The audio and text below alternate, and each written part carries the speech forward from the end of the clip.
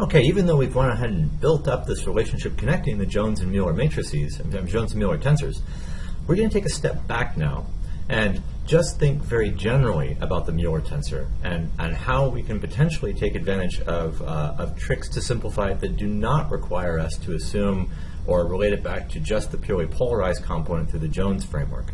So now this is just a Mueller, a model-independent Mueller-only simplification.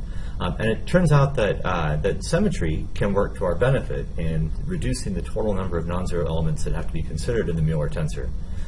So the objectives here today are in this section are just to see how that plays out in terms of considering particular symmetry relationships. And we're going to focus on one symmetry in particular simply because of its ubiquity, but hopefully you'll see that the approach taken to describe the symmetry properties could be easily generalized and applied to arbitrary symmetry relationships. But uniaxial symmetry and effective local mirror plane symmetry shows up routinely in biological imaging where you have a lot of polarization, purity, depolarization arising. So it seemed like a good place to start, a pretty common motif in terms of structural characterization in biological tissues, for example. And in a uniaxial surface, you might have, for example, if you're a membrane, you're going to have effective mirror plane symmetry about this axis.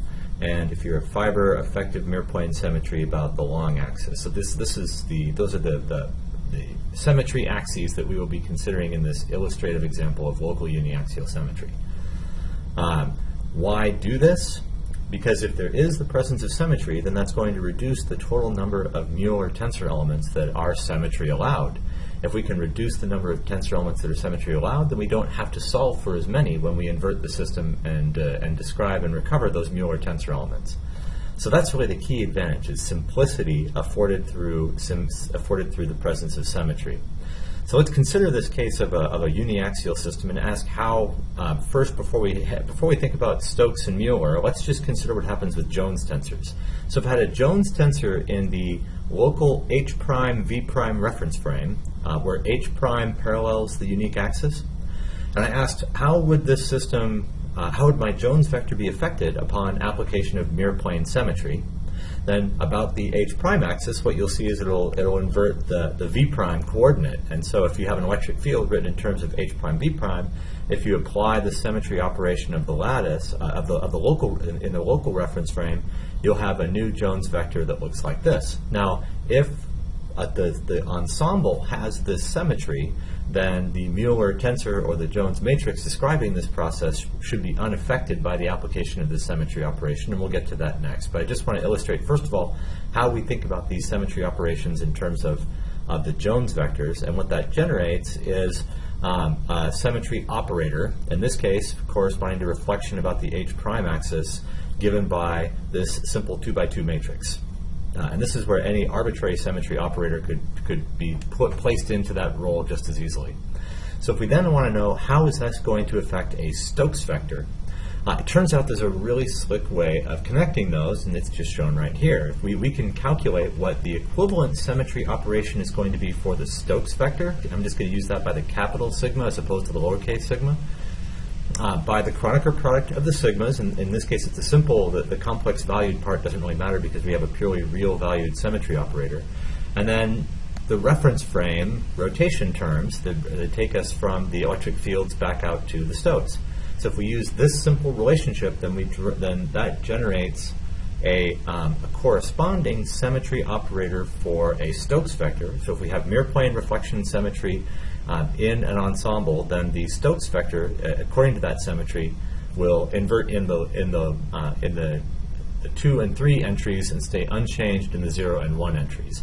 And if we think about that, does that make sense? I certainly hope it does. So now the new Stokes vector is just going to be related to the old Stokes vector multiplied by the symmetry operator, now applied in terms of the Stokes reference frame. Now, the advantage of doing this is not just for describing the Stokes vector, because that's actually pretty straightforward. What we really want to do is use these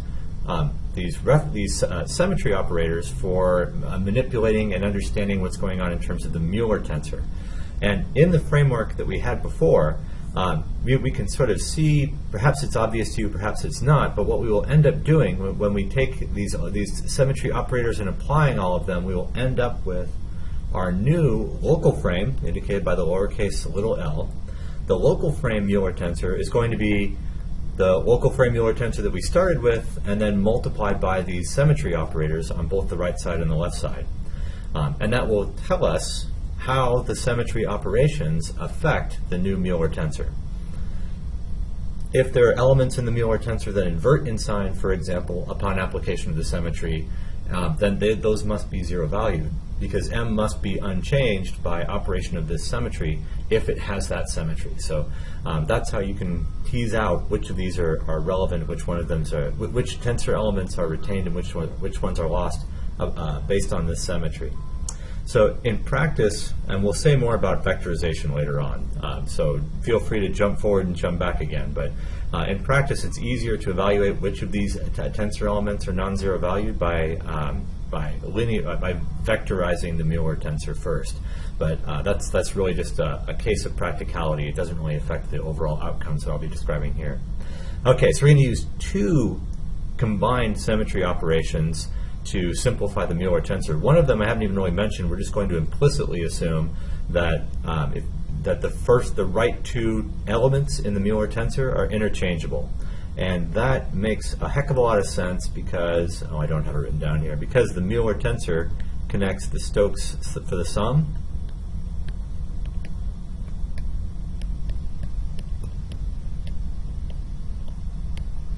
and if we have to S, let's call this 2 omega. We'll go ahead and make that 2 omega.